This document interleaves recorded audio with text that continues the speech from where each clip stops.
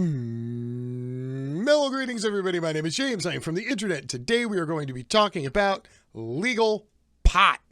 That's right. Cannabis, Mary Jane, the devil's lettuce. It's kind of a big deal.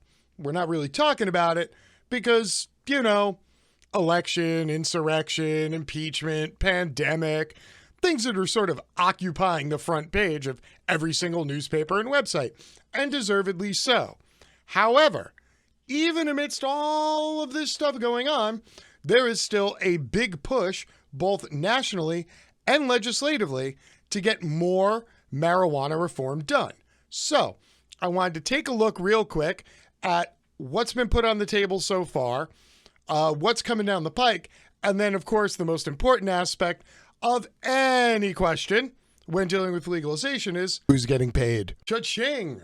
Democratic senators will push to pass pot reform bill this year. Senate Majority Leader Chuck Schumer and two other Democratic senators said they will push to pass this year sweeping legislation that would end the federal prohibition on marijuana, which has been legalized to some degree by many states. That reform would also provide so-called restorative justice for people who have been convicted of pot-related crimes, the senators said in a joint statement. Now, I'm going to get down to some of the granular information on some of the proposals that are out there, but what's most important when we discuss all the legislative stuff is that a lot of this was already written and either passed through a committee or the General House sometime in the last 4 years, but then was never taken up in the Mitch McConnell-controlled Senate. Quote, "The war on drugs has been a war on people, particularly people of color," said a statement issued by Schumer of New York and Senators Cory Booker of New Jersey and Ron Wyden of Oregon. Ending the federal marijuana prohibition is necessary to right the wrongs of this failed war and end decades of harm inflicted on communities of color across the country. But that alone is not enough. As states continue to legalize marijuana, we must also enact measures that will lift up people who are unfairly targeted in the war on drugs. The senators said they will release a unified discussion draft on comprehensive reform early this year, and that passing the legislation will be a priority for the Senate. And again, if it's going to be a priority for the Senate, it's because it involves a hell of a lot of money going to very few people. Hang with me, we'll get there. The trio also said that in addition to ending the federal pot ban and ensuring restorative justice, the legislation would protect public health and implement responsible taxes and regulations. Schumer co-sponsored marijuana decriminalization legislation several years ago. The statement comes as public support for legal marijuana has grown. A Gallup poll in November showed that 68% of Americans, a record high, pun probably intended, favored marijuana legislation. Every initiative that involved the decriminalization or legalization of marijuana on the ballot in 2020 passed. Just a real quick reminder that the war on drugs was concocted by Nixon and later pushed out by LBJ and then pretty much every future president thereafter, initially as a way to come down hard on black radicals and anti-war hippies dating back to the Vietnam War. Of course, just arresting tens of thousands of people for protesting would seem very undemocratic and unfreedom. So, enter the drug laws, and now you have a reason to arrest anybody for 20 years and put them away, and it's not because they are loudly yelling about how bad the federal government is. This has worked out well for every president since. Now, in recent years, people in a lot of states have gotten pot on a referendum and then voted it through. And state governments have been drag-assing implementation of those plans that were already approved and asked for by the general populace. Again, I'm going to discuss licensing and money in just a second, but I wanted to show you a couple of the specifics of some of the legislation that's already been passed previously by the House that will more than likely get to see the Senate floor at some point this year. Top on the list, cannabis banking legislation. Why? Because if the money flows, states are happy. Prospects for passing legislation that would make it easier for marijuana businesses to access banking rise significantly with Democrats in control of the Senate. The SAFE Banking Act enjoys broad bipartisan support.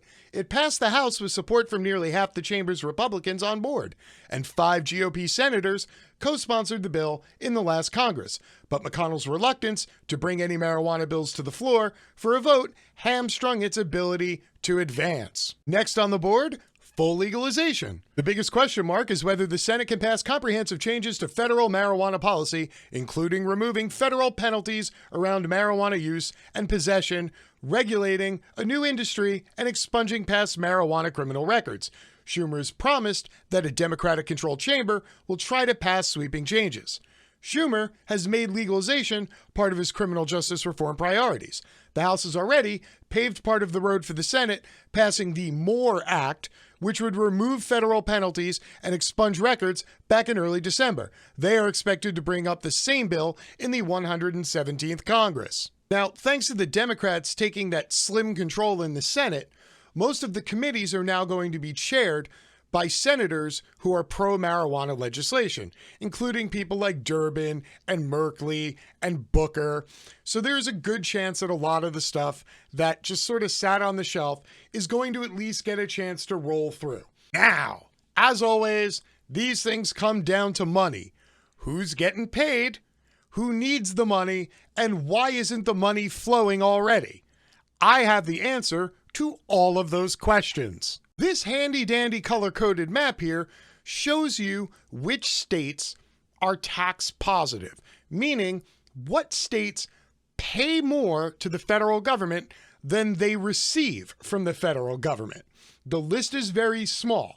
It's pretty much New York, Massachusetts, New Jersey, Connecticut, Minnesota, Colorado, Utah, and California. Every other state in the country takes more from the federal government than they send to it. This, however, should not be surprising. Frankly, the surprising part is that there are any states that are tax positive. Why? Because at the end of the day, the majority of state budgets are based on federal grant dollars. However, in return for their largesse, the federal government often demands obedience from states. And if they do not comply, they are beaten over the head financially. We have seen this time and time again with driving legislation, originally with seatbelts, then a federal speed limit, DUI limits. All of these things were passed by the federal government, and then states took them up individually and decided whether or not they would implement them in their states. So what the federal government did was started withholding federal highway funding from states that didn't comply. So as states started passing legalized marijuana, the federal government started cutting the amount of grant dollars that those states could apply for. Currently, if your state has legalized medicinal and recreational pot, your state cannot apply for any grant dollars for any public health programs that entail wellness, drug rehabilitation, or outreach, and it trims hundreds of millions of dollars off available funding for state budgets, which then shrinks all the programs they have and increases their unemployment. So while many states have voted for legalized marijuana on a public referendum, states have often dragged ass on implementing them and actually getting the programs up and running because they know they will immediately lose all those dollars. So they have to go to the drawing board, figure out the math, figure out how much weed their state would actually sell and how much tax they would have to charge and then take in to make up the loss of federal revenue. Apparently, 13 states have already figured out how to do it. And this is why most of the legislation you are seeing at the forefront of marijuana legalization has to deal with money, finance, banking, and investment. Sure, they'll get to all the other pish-posh stuff a little later. You know, expunging records and decriminalizing stuff. And meanwhile, there are police unions. There are private prison lobbyists. All these people are throwing money at the government, to keep marijuana illegal. It is a free search anybody excuse for the cops.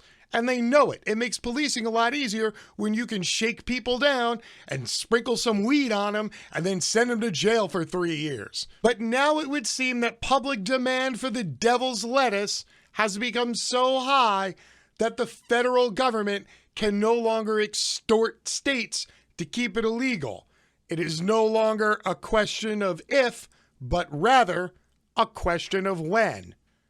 So, hey everybody, if you're in one of those legal states, smoke them if you got them. And if not, hang tight. Your state's probably going to be cool sometime pretty soon. Until tomorrow, my name is James. I am from the internet and I am out. Peace.